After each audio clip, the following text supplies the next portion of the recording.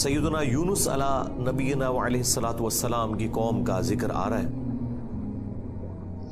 دیکھیں اللہ تعالیٰ کی یہ سنت ہے کہ اللہ تعالیٰ جب بھی کسی قوم میں کسی رسول کو مبعوث کرتا ہے تو وہ وہاں جا کر دھمکی لگاتے ہیں کہ ہم پر ایمان لے آؤ، نہیں تو بڑے دن کا عذاب تمہیں آ پکڑے گا۔ اور وہ بڑا دن ان قوموں کے لیے ایام اللہ بن جاتا ہے، جس طرح کہ حضرت موسیٰ علیہ السلام کے مخالفین کے لیے، فرعونیوں کے لیے بخاری مسلم میں آیا کہ 10 محرم کا دن ایام اللہ بن گیا کہ اس دن فرعونی ڈبو دیے گئے۔ اسی طریقے سے قوم نوح جس دن ڈبوئی گئی وہ ان کے لیے ایام اللہ میں سے ایک یوم تھا، اللہ کے بڑے بڑے فیصلوں کے دنوں میں سے ایک دن۔ تو رسول ہمیشہ یہ دعویٰ دیتے ہیں کہ ہم پر ایمان لاؤ، اور اگر ایمان نہیں لاؤ گے تو بڑے دن کا عذاب تمہیں آ پکڑے گا، اور الٹیمیٹلی عذاب آتا ہے اور اللہ تبارک و تعالیٰ اہل ایمان کو انبیاء کے ساتھ بچا لیتا ہے اور مخالفین کو تباہ و برباد کر دیتا ہے، کبھی سمندری طوفان کی شکل میں، کبھی آسمان سے پتھروں کی بارش کی شکل میں، کبھی تیز آندھیوں کے عذاب کی شکل میں، کبھی زمین میں دھسائے جانے کی شکل میں، مختلف شکلوں میں اللہ تعالیٰ کے عذابات آتے ہیں۔ اور یہ رسولوں کے کیس میں ہے، کیونکہ اللہ تعالیٰ نے پیٹ رول رسولوں کے کیس میں بیان کیا ہے، کتب اللہ لأغلبن انا ورسلی۔ اللہ تعالیٰ نے اپنی ڈیسٹنی میں، تقدیر میں یہ بات لکھ دی ہے کہ میرے رسول، بے شک میرے رسول اور میں ہی غالب رہوں گا۔ تو ظاہر ہے کہ رسولوں کا غلبہ اسی صورت میں ہوگا کہ جب رسول دھمکی لگانے کے بعد خود قتل نہ ہو جائے بلکہ ان کے مخالفین تباہ ہو جائیں اور رسولوں کو اور اہل ایمان کو اللہ تعالیٰ بچا لے۔ ایک ایکسیپشنل کیس سیدنا عیسیٰ علیہ السلام کا ہوا ہے کہ اس وقت تو ان کے مخالفین تباہ و برباد نہیں ہوئے، حضرت عیسیٰ علیہ السلام کو اللہ تعالیٰ نے زندہ آسمانوں پہ اٹھا لیا۔ یہ ایک یونیک ایکسیپشنل کیس ہے، لیکن اس کے بعد سے اب تک یہودی اللہ تعالیٰ کے زیر عتاب ہیں اس حوالے سے کہ انہوں نے اپنی روش درست نہیں کی، اور پھر آخری عذاب کا کوڑا حضرت عیسیٰ علیہ السلام کے ذریعے ہی پڑے گا ان یہودیوں پر، اور وہ جب دنیا میں آئیں گے تو پھر یہودیوں کے خلاف قتال کریں گے۔ دنیا میں ان کا دوبارہ آنے کا مقصد ایک اعتبار سے اس حساب سے بھی بن جاتا ہے کہ انہوں نے اپنی مبارک زندگی میں اپنے مخالفین کے اوپر عذاب نہیں دیکھا تھا، وہ اب جب دوبارہ دنیا میں آئیں گے نا تو وہ عذاب اللہ تعالیٰ ان کے ذریعے ان کے مخالفین پر نازل فرمائے گا۔ یہ بھی ایک حکمت ہے حضرت عیسیٰ علیہ السلام کی دوبارہ دنیا میں آنے کی، اگرچہ یہ ان کی اولادیں ہیں لیکن روش تو انہوں نے نہیں چھوڑی۔ ایک اور ایکسیپشن ہے وہ یونس علیہ السلام کی ہے۔ ان کے کیس میں تو اللہ تعالیٰ نے بالکل ڈیفرنٹ ایک فیصلہ فرمایا کہ یونس علیہ السلام کی قوم نے جب عذاب کے آثار دیکھے تو انہوں نے توبہ کی اور اللہ تعالیٰ نے ان سب کا ایمان قبول کر لیا، اور وہ قرآن میں آتا ہے کہ 1,00,000 سے بھی زیادہ لوگ تھے جو سارے کے سارے ایک دن میں مسلمان ہو گئے۔ یعنی یونس علیہ السلام کی سال ہر سال کی تبلیغ نے کوئی اثر نہیں دکھایا، جب عذاب کے آثار نظر آئے تو انہوں نے ایمان قبول کر لیا۔ یہ صرف یونس علیہ السلام کی قوم نہیں، باقی قوموں کے بارے میں بھی سورۃ الانبیاء میں آیا کہ جب کبھی بھی رسولوں کے مخالفین پر عذاب آتا تھا تو مخالفین اس عذاب کے وقت پھر چیخیں مارتے تھے اور کہتے تھے کہ یا اللہ ہمیں ایک دفعہ چھوڑ دے، اب ہم تیرے نبی کو مانیں گے۔ سب سے بڑا خبیث فرعون، اس کے بارے میں قرآن میں سورہ یونس میں ہی ہم پڑھ چکے ہیں کہ اس نے بھی موت کے وقت کہا تھا کہ میں ایمان لاتا ہوں موسیٰ علیہ السلام کے رب پر، بنو اسرائیل کے رب پر، اور پھر اللہ تعالیٰ نے جواب میں فرمایا آن، اس وقت اب ایمان لے کر آیا ہے، اس وقت ایمان لانا تجھے کوئی فائدہ نہیں دے گا۔ جو جامع ترمذی میں بھی حدیث ہے کہ موت کے غرغرے سے پہلے پہلے توبہ قبول ہے۔ یہ جو موت کا غرغرہ ہے نا، یہ امتوں کے کیسز میں عذاب کے آثار کا سامنے نظر آنا ہے۔ وہ پوری قوم کے لیے موت کے غرغرے کا وقت ہے، اگرچہ وہ ان پہ نظر نہیں آئی ہے لیکن وہ اللہ کا فیصلہ ہو چکا ہے، وہ اب انہوں نے کنفرم مرنا ہی مرنا ہے۔ وہ آثار جب نظر آنا شروع ہوئے تو باقی قومیں بھی آہو بکا کرتی تھیں، اس قوم نے بھی آہو بکا کیا اور اللہ تعالیٰ نے ان کے کیس میں وہ سن لیا اور انہیں بچا لیا۔ اور جب یونس علیہ السلام واپس آئے وہ تو دنگ رہ گئے کہ یہ کیا ہوا، میں تو انہیں عذاب کا وعدہ دے کے گیا تھا، یہ سارے کے سارے زندہ سلامت ہیں۔ اور اس سے بڑھ کر ان کو حیرانگی یہ ہوئی کہ وہ سب کے سب لوگ ایمان بھی لے آئے. تو اب حضرت یونس علیہ السلام کو وہ غم تو بھول گیا کہ میرا دیا ہوا وعدہ پورا نہیں ہوا. ظاہر ہے ایک امبیرسمنٹ تو تھی کہ آپ قوم کو کہہ کے یہ نکلے ہیں کہ اب تم پہ عذاب آئے گا, اور عذاب نہیں آیا. تو امبیرسمنٹ تو حضرت یونس علیہ السلام نے فیل کی, لیکن اس کی کمپنسیشن اللہ نے اس حوالے سے کر دی کہ جو ان کا مقصد ہے وہ پورا ہو گیا کہ لوگ ایمان لے آئے. آپ سورۃ الاعراف میں, سورہ ہود میں بھی دیکھیں گے کہ جب کبھی قوموں پر عذاب آتا ہے تو اینڈ پہ وہ قوم کا پیغمبر عذاب دیکھنے کے بعد اپنی قوم سے مخاطب ہو کے کہتا ہے کہ میری قوم, میں نے تو بڑی کوشش کی تھی کہ تمہیں اس عذاب سے بچا لیتا, لیکن تم خود گمراہی پر تلے ہوئے تھے. تو عذاب کے بعد بھی قوموں کا درد پیغمبروں کے سینے میں رہتا ہے, ایک نیچرل چیز ہے. رقیق القلب ہوتے ہیں نا جو پیغمبر ہوتے ہیں. تو یہاں پر جب انہوں نے دیکھا سب ایمان لے آئے تو ظاہر ہے کہ وہ ایک ہیپی اینڈنگ ہوئی ہے. کیا ڈراپ سین ہوا ہے. میں کبھی بعض اوقات یہ جب حضرت یونس علیہ السلام کی قوم کا واقعہ قرآن میں پڑھتا ہوں نا, تو میں بڑی خواہش کرتا ہوں کہ میں جنت میں جا کے یہ منظر دیکھوں کہ وقت کا پیغمبر عذاب کی وعید سنا کے گیا ہے.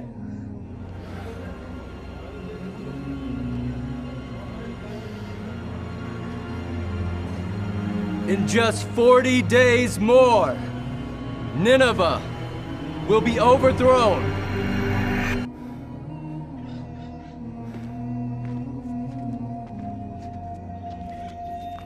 اور لوگ چیخو پکار کر رہے ہیں, اور ایسا یونیک کیس ہو گیا ہے, سمجھ لیں مردے ہی زندہ ہو گئے کہ اللہ تعالیٰ ان کی چیخو پکار سن کے ان کی توبہ بھی قبول کر لیتا ہے.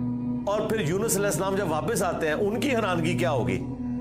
ٹھیک ہے, کیا ڈراپ سین ہوگا. میں کہتا ہوں جی اس طرح کی کوئی ٹریجک فلم نہیں ہو سکتی جو یونس علیہ السلام اور ان کی قوم کی ہے. اور وہ کیوں ہوا؟ صرف یونس علیہ السلام سے ایک اجتہادی خطا ہوئی. ہم اسے گناہ نہیں کہتے, وہ خطا ہے. انبیاء خطا کرتے ہیں, لیکن چونکہ وہ اپنی خطا پر قائم نہیں رہتے اور وہ گناہ کے زمرے میں بھی نہیں ہے, غلطی ہے بحیثیت انسان. انسان غلطیوں سے پاک اگر ہم پیغمبروں کو کہتے ہیں تو یہ پاک وہ والا نہیں ہے جس طرح اللہ پاک ہے. آپ سبحان کا لفظ صرف اللہ کے ساتھ بولتے ہیں, کوئی پیغمبر بھی سبحان نہیں ہے. پرفیکٹ صرف اللہ ہے. دیکھیں انسان تو ہے ہی امپرفیکٹ. جب ہم نیند کے محتاج, کھانے پینے کے محتاج, اس کے بعد ٹوائلٹ کے محتاج, اور سب سے بڑھ کر اپنی زندگی کے لیے اپنے رب کے محتاج, تو انسان تو پرفیکٹ ہے ہی نہیں ہے. پرفیکٹ صرف اللہ ہے جو کسی کا محتاج نہیں ہے. غلطیوں سے پاک صرف اللہ ہے, باقی غلطی تو کسی سے ہو سکتی ہے. لیکن پیغمبر کو ہم جو کہتے ہیں نا کہ پیغمبر غلطیوں سے معصوم ہے, عصمت انبیاء کا عقیدہ, اس کا مطلب یہ ہے کہ وہ گناہ نہیں کرتے. خطا بہرحال ان سے ہو جاتی ہے, اور خطا جب ہوتی ہے تو اللہ تعالیٰ ان کی ریمیڈی فرماتا ہے, ان کی اصلاح کرتا ہے. وہ اپنی خطا پر قائم نہیں رہتے, رجوع کر لیتے ہیں, اور جب رجوع کرتے ہیں تو امت کے لیے وہ رول ماڈل ہوتے ہیں. آج کی ڈیٹ میں رسول اللہ صلی اللہ علیہ وآلہ وسلم معصوم ہے کہ اگر زندگی میں کوئی اجتہادی خطا ان سے ہوئی تو اللہ تعالیٰ نے اس کی ریمیڈی فرما دی اور پھر اس غلطی کو معاف کر دیا. وہ گناہ نہیں تھا, یہ ذہن میں رکھیے گا. گناہ اور غلطی میں فرق ہے. گناہ وہ ہوتا ہے کہ جو پوری وعید معلوم ہونے کے باوجود انسان وہ ایکٹیویٹی پرفارم کر لے. اجتہادی خطا یہ ہوتی ہے کہ وہ ایک ایسی صورتحال اس کے سامنے آئے جس میں اس کے سامنے دو آپشن موجود ہوں, اور اس میں سے وہ ایک ایسا آپشن اڈاپٹ کر لے جو اللہ کی مرضی نہ ہو, اور جو اللہ کی مرضی والا آپشن ہے اسے وہ ترک کر دے. اور یہ وہ بدنیتی پہ نہیں کر رہا, اس کی سمجھ میں ہے ہی ہے اس کا آپشن, وہ نافرمانی سمجھ کے نہیں کر رہا. جس طرح نبی علیہ السلام نے کیا, غزوہ بدر کے قیدیوں کو چھوڑ دیا. سورہ محمد میں یہ آیت نازل ہو چکی بھی تھی کہ جب تک فتنہ مکمل طور پر ختم نہیں ہو جاتا آپ نے ان کو قتل کرنا ہے, اپنے مخالفین کو. قتال کی آپ کو اجازت دی گئی, سورہ محمد کا نام ہی سورہ قتال ہے. ہاں جب فتنہ ختم ہو جائے اس کے بعد جو جنگیں ہوں گی نا, اس کے بعد آپ کی مرضی ہے, چاہے تو فدیہ لے کے کافر قیدیوں کو چھوڑ دیں اور چاہے آپ انہیں قتل کریں. اب بدر کے بعد فتنہ تو ختم نہیں ہوا تھا, لیکن نبی علیہ السلام نے یہ ایزیوم کیا کہ 70 سردار ان کے مر گئے, ان کی کمر ٹوٹ گئی, وہ جو 70 ہم نے قیدی کیے ہوئے, چلو ہم انہیں فدیہ لے کے چھوڑ دیتے ہیں, شاید یہ لوگ اسلام قبول کر لیں.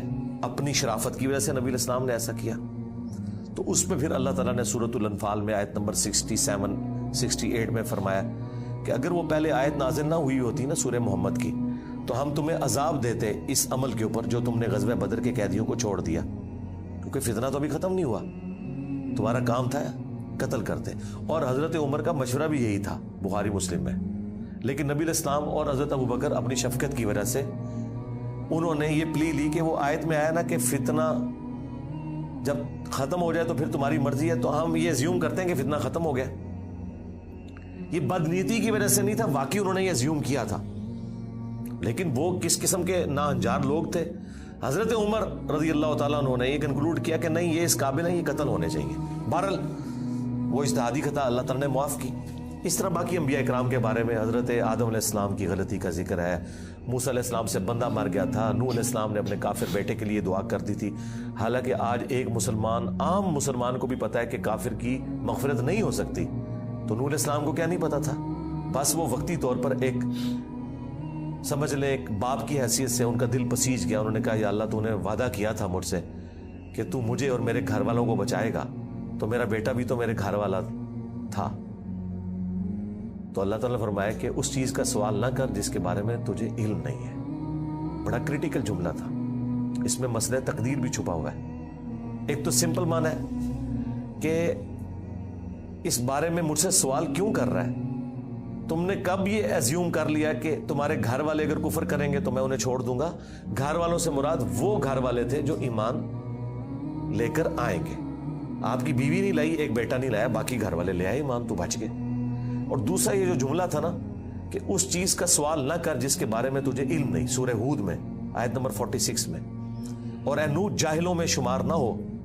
یہ بڑا سخت جملہ ہے, یہ مسئلہ تقدیر کی طرف اشارہ ہے کہ تجھے نہیں پتا کہ میری تقدیر میں لکھا ہے کہ یہ نبی کا بیٹا ہونے کے باوجود بھی اللہ کے علم میں یہ جہنمی ہے. وہ اللہ تعالیٰ نے اسے جہنمی نہیں بنایا بلکہ اپنے کرتوتوں کی وجہ سے. تو اللہ کی تقدیر کے اوپر تو کسی کا بھی علم نہیں ہے نا جب تک اللہ تعالیٰ مطلع نہ کر دے. یہ بہت کریٹیکل ایشو ہے, اس لیے میں نے الگ سے ایک ویڈیو اس پہ ریکارڈ کروائی ہے. عصمت انبیاء کا عقیدہ, اس کا ٹائٹل ہے انبیاء گناہ نہیں کرتے. یہ ہمیں جو عصمت انبیاء کا عقیدہ بتایا گیا وہ یہ ہے کہ نعوذ باللہ انبیاء کے اندر گناہ کرنے کی حص ہی نہیں ہوتی. یعنی انبیاء کرام جو ہے ان کے ساتھ وہ کمزوریاں بشری اٹیچ نہیں ہیں جو باقی انسانوں کے ساتھ اٹیچ ہیں. اگر یہ بات ہوتی تو انبیاء کی فضیلت ہی نہ ہوتی. انبیاء کی فضیلت ہے اس وجہ سے, انبیاء کی فضیلت ہے اس وجہ سے کہ وہ بشری کمزوریوں پر اوور کم کرتے ہوئے اللہ کے خوف کی وجہ سے گناہوں سے بچ جاتے ہیں. ادروائز پھر فرشتوں میں اور انسانوں میں کوئی فرق ہی نہ رہ جائے. تو یہ ہے اصل چیز جو انہیں فضیلت میں لے جاتی ہے عام انسانوں کی نسبت, کہ وہ اللہ کا اتنا خوف رکھتے ہیں کہ وہ گناہوں سے بچتے ہیں. رہی لغزش اجتہادی خطا وہ ہو سکتی ہے. تو میں نے وہ انبیاء گناہ نہیں کرتے اس میں تفصیل کے ساتھ واقعات مختلف قرآن سے بیان کیے. سورہ یوسف میں ہے کہ اس عورت نے یوسف کا قصد کیا, یوسف بھی عورت کا قصد کر لیتا اگر اپنے رب کی برہان نہ دیکھتا. اب اندازہ کریں, اللہ تعالیٰ فرما رہا ہے کہ یوسف علیہ السلام بھی اس برائی میں پڑ جاتے اگر اللہ تعالیٰ انہیں ایک خاص نشانی نہ دکھاتا. وہ قرآن میں تو رپورٹ نہیں ہوئی, اسرائیلی روایتوں میں آتا ہے کہ اللہ تعالیٰ نے اس وقت حضرت یوسف علیہ السلام کو اپنے والد کی شبیہ دکھا دی تھی حضرت یعقوب علیہ السلام کی, اور وہ انگلی سے یوں اشارہ کر رہے تھے کہ یہ کام نہیں کرنا تم نے.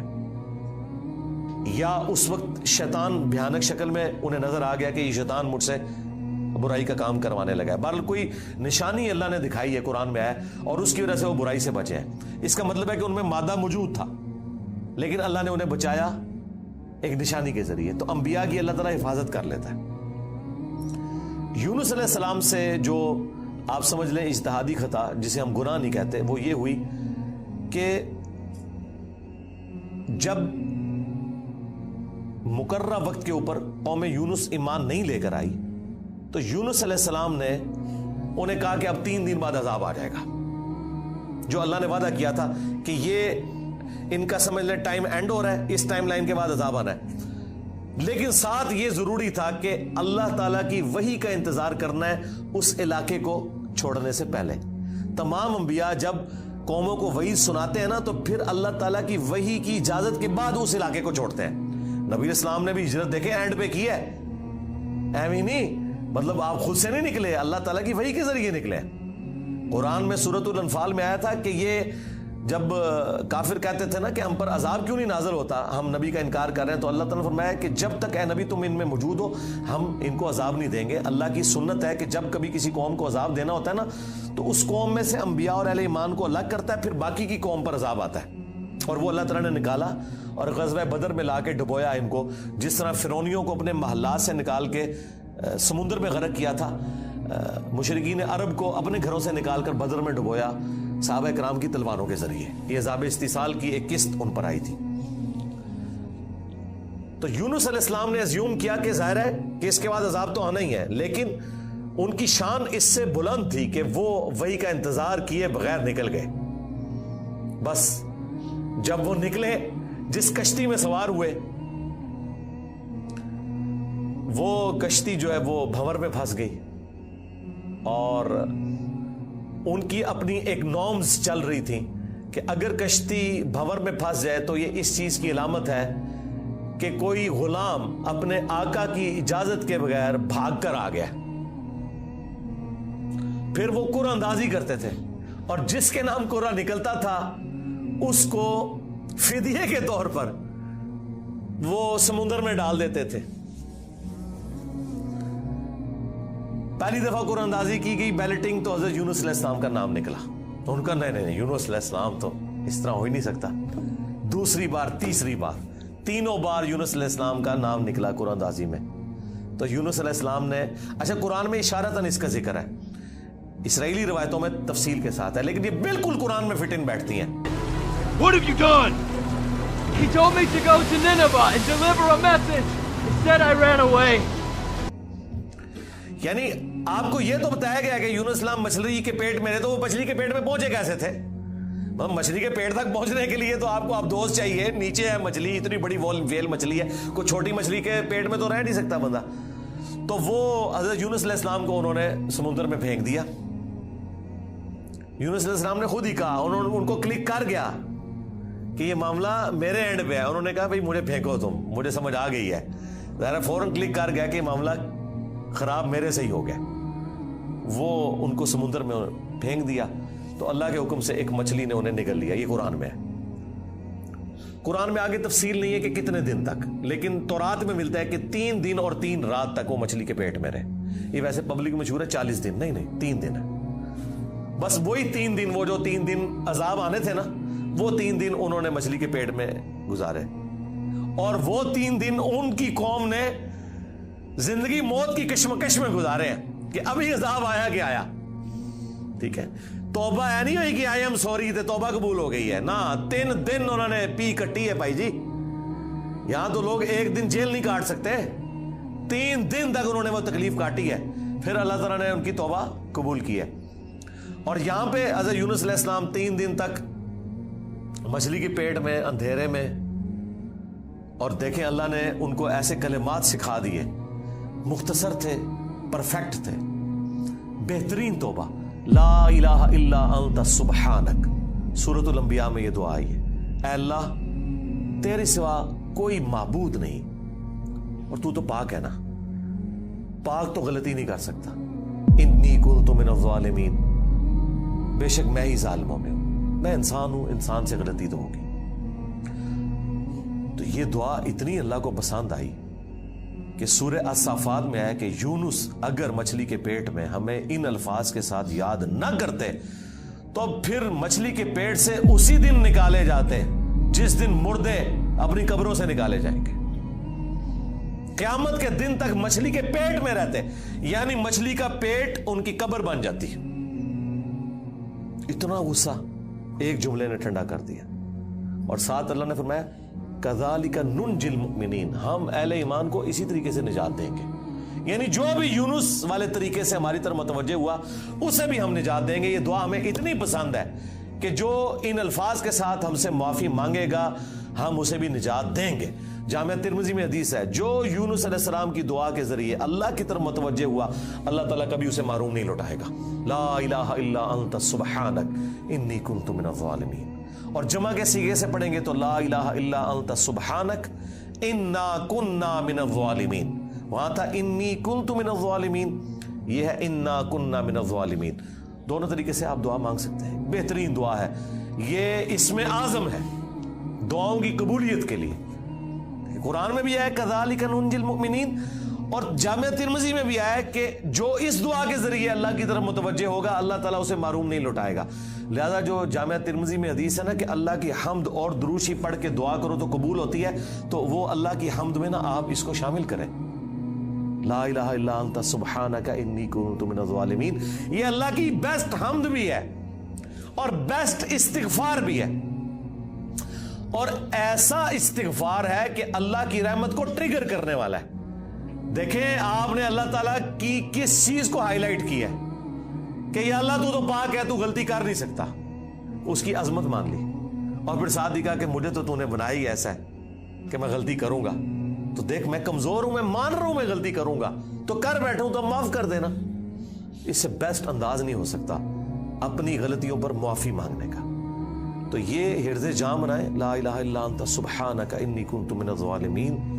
یقین کریں یہ دعا آپ کے سامنے یونس علیہ السلام ہو, مچھلی کا پیٹ, گپ اندھیرا, 3 دن 3 رات, دنیا میں کوئی آ کے آپ کو ریسکیو نہیں کر سکتا,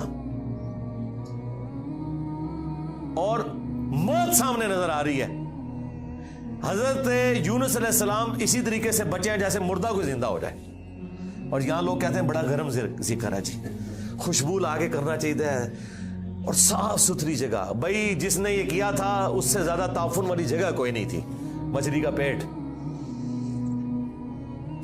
یہ تو چلتے پھرتے, نہ اس کے لیے وضو ہونا شرط ہے, نہ اس کے لیے غسل ہونا شرط ہے, اس کے لیے صرف ایک نیک نیتی کے ساتھ اللہ کی طرف متوجہ ہونا شرط ہے کہ آپ مان لیں کہ آپ کمزور ہیں, طاقتور وہ ہے, آپ غلطی کریں گے وہ غلطی نہیں کرتا, آپ معافی مانگیں گے وہ معافی دینے والا ہے. اللہ بھی التواب ہے اور بندے بھی توبہ کرنے والے ہیں. اللہ کی توبہ یہ ہے کہ جب آپ اللہ کی طرف رجوع کرتے ہیں, توبہ کا مطلب ہوتا ہے رجوع لانا, تو اللہ آپ کی طرف رجوع لے آتا ہے. جو بخاری مسلم میں حدیث ہے کہ جو شخص توبہ کر کے اللہ کی طرف رجوع لاتا ہے تو اللہ کو اس شخص سے زیادہ خوشی ہوتی ہے کہ جو اکیلا ریگستان میں ہو, اچانک اس کی سواری غائب ہو جائے اور وہ اپنی موت کا انتظار کرنا شروع کر دے, اور پھر تھوڑی دیر بعد وہ سواری واپس آ جائے جس پہ اس کا سامان لدا ہوا ہے, اسے نئی زندگی ملے, اور وہ اتنا خوش ہو کہ اس کی زبان سے نکل جائے اے اللہ تو میرا بندہ میں تیرا رب, من شدت الفرح, خوشی کی شدت کی وجہ سے. حالانکہ اس نے یہ کہنا تھا کہ اے اللہ میں تیرا بندہ تو میرا رب. اس سے زیادہ اللہ تعالیٰ کو خوشی ہوتی ہے جو بندہ رجوع لے آتا ہے. تو یونس علیہ السلام کی دعاؤں کو آپ اپنے استغفار میں, اپنی صبح و شام کے اذکار میں, ہر جگہ اپنے تشہد کے اندر اس دعا کو پڑھا کریں. یہ بڑے بڑے مشکلوں کو آسان کر دیتی ہے. یار آپ دیکھیں ایک بندے کو اپنی موت سامنے نظر آ رہی ہے اور اس موت میں سے اسے زندگی مل جائے, بس جب آپ نا امیدی کے اینڈ پر پہنچے ہوں اور آپ کو کوئی امید نظر نہ آئے تو آپ یہ پڑھیں لا الہ الا انت سبحانک انی کنت من الظالمین. انشاءاللہ تعالی اللہ تعالی اس مشکل میں بھی کوئی نہ کوئی ایسی راہ نکال دے گا جو آپ نے گمان بھی نہیں کبھی کی ہوگی. بہرحال وہ 3 دن اور 3 رات کے بعد یونس علیہ السلام کو مچھلی نے ساحل پر ڈال دیا. اب ان کا جسم کافی ڈیمیج ہو چکا ہوا تھا. قرآن میں آیا کہ ان کے لیے اللہ تعالیٰ نے کدو کی بیل اگا دی جو ان کے اوپر سایہ کی ہوئی تھی, کیونکہ بالکل لاغر ہوئے تھے وہ, اور پھر دھوپ سے بچاؤ کے لیے وہ بیل بھی ان کو چاہیے تھی. پھر سسٹین ہوئے, جب واپس اپنی قوم میں آئے تو دیکھا کہ جناب سارے رفع دین نمازاں پڑھ رہے نے. انہوں نے کہا پوری زندگی بخاری مسلم دی حدیثاں دکھائیاں, انہیں رفع دین نہیں شروع کیتا, اچانک کیا ہو گیا ہے؟ یعنی وہ سارے کے سارے مان لے. یہ میں آج کے دور میں ٹرانسلیٹ کر رہا ہوں. پھر کہنے کے کتنے لکھے ہیں سرکار, دیکھیں اللہ تعالیٰ ہر دور میں اپنے بندے بھیجتا ہے جو اس دور کی لینگویج میں ان کو وہ بات سمجھاتے ہیں. تو انہوں نے دیکھا بھی انقلاب یہ کہاں سے آ گیا, سارے اونچی آمین کہہ رہے ہیں, سارے رفع الدین سے نماز پڑھ رہے ہیں, سارے نے جڑے اپنی شلواریں چھونگ لیاں نے, کیا ہو گیا ہے؟ تو پتہ چلا کہ جناب اللہ تعالیٰ نے معاف کر دیا ان کو. اور یہ ایک ایسا ایکسیپشنل واقعہ ہے جو اللہ تعالیٰ کی پوری بنائے ہوئے پلان کے اندر، پوری ڈیسٹنی میں، پوری انسانی تاریخ میں اور کسی کے لیے نہیں ہوا. اس خاص واقعے کی وجہ سے ہی اس سورت کا نام سورہ یونس ہے. اگرچہ یونس علیہ السلام کا ذکر آپ نے دیکھ لیا، بس یہ اتنا سا ہی آ رہا ہے. یہ باقی پورے واقعات قرآن میں سکیٹرڈ فارم میں ہیں. سورہ ہود سے میں نے بیان کیا، سورۃ العراف، باقی صورتوں سے جوڑ کے آپ کو ایک جگہ پوری پکچر بتائی ہے. حالانکہ عام بندے سے پوچھے نا کہ سورہ یونس میں کیا ہوگا تو وہ یہ بتائیں گے آپ کو کہ سورہ یونس میں یہ لکھا ہوا ہوگا کہ حضرت یونس علیہ السلام کتنے خوبصورت تھے، ان کی زلفوں کا رنگ کیا تھا، ان کے ماں باپ کہاں رہتے تھے، وہ کہاں پیدا ہوئے، کہاں فوت ہوئے. عام آدمی تو یہ سمجھ رہا ہوگا. حالانکہ سورہ یونس کا جو مرکزی ٹاپک ہے نا وہ توحید ہے، ٹوٹل توحید. اور اس میں حضرت یونس علیہ السلام بھی فٹ ان بیٹھ رہے ہیں. کیوں؟ توحید کا مطلب یہ ہے کہ ہوگا وہ جو اللہ چاہے گا، اور اللہ چاہے تو اپنا بنایا ہوا قانون بھی توڑ سکتا ہے. اللہ اپنے قانون کا بھی کوئی پابند نہیں ہے. لیکن یہ دنیا کے اعتبار سے، آخرت کے لیے نہیں. آخرت کے لیے اللہ نے قرآن میں یہ بتایا کہ میں اپنے وعدے کے خلاف نہیں چلوں گا. آخرت اللہ کا قانون نہیں ہے، وعدہ ہے. اور اگر اللہ وعدہ توڑتا ہے نا تو وہ اللہ نہیں رہتا، کیونکہ جو وعدہ پورا نہ کرے وہ جھوٹا ہوتا ہے، اور جھوٹ اللہ کی طرف منسوب نہیں. لیکن دنیا میں اللہ تعالیٰ اپنے بنائے ہوئے قوانین توڑ دیتا ہے. وہ اللہ کے کوئی وعدے نہیں ہے. اللہ کا قانون ہے کہ آگ جلائے گی، ابراہیم کو نہیں جلایا تو اللہ تعالیٰ کو اس سے کوئی فرق نہیں پڑتا. یہ اللہ کا کوئی وعدہ نہیں تھا. چھری کاٹتی ہے، اسماعیل علیہ السلام کو نہیں کاٹا، یہ اللہ کا قانون ٹوٹا. سمندر میں انسان غرق ہو جاتا ہے، موسیٰ علیہ السلام کے لیے راستہ بن گیا، یہ اللہ کا قانون ٹوٹا معجزے کے طور پر. آخرت میں کوئی قانون نہیں ٹوٹے گا. جو مواعد دنیا سے گیا، اللہ کا تابع فرمان، پیغمبروں کا مطیع، پھر اس پہ تقدیر غالب نہیں آئے گی کہ نہیں جی اے تیری میں ایک گل سنبھال کے رکھی ہے، لہذا تو زیرو نل ملٹیپلائی ہو گیا. نہیں، وہاں بھائی نیکیاں تولی جائیں گی.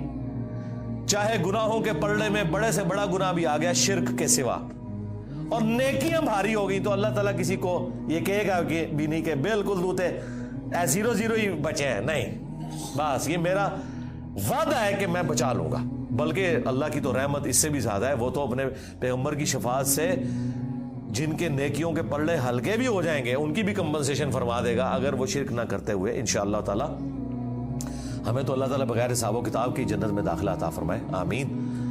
مع النبیین والصدیقین والشہداء والصالحین. آمین. بہرحال یونس علیہ السلام جب واپس آئے، انہوں نے یہ ساری بہاریں دیکھی تو ظاہر ہے کہ خوشی خوشی انہوں نے اس کو ایکسیپٹ کیا، اور اللہ تعالیٰ نے پھر اس کو قیامت تک کے لیے قرآن میں نقل کر دیا.